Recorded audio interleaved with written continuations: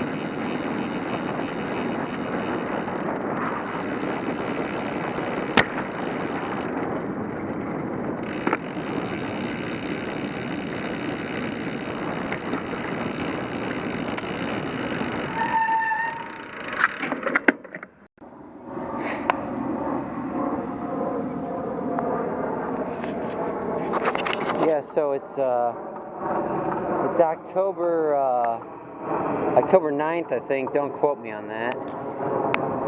It's Thursday. I'm on my way to work. It's a rainy day today. So far so good. I had a little bit of a skid on my bike as I got started this morning, coming to a stop. You know, it doesn't rain every day here in St. Louis, so it's not like Seattle or anything, so I'm not as used to riding in rain all the time, and neither are the drivers driving in rain. But it's fun, it mixes things up. We get a little bit of that in St. Louis, a little bit of snow, a little bit of ice, a little bit of rain, a little bit of nice sunny days, and a lot of humid hot days. Thanks for coming along for the ride. This is my morning commute to work, and let's go ahead and continue. Thanks for watching. Oh, there's a Metrolink. Okay, let's get going.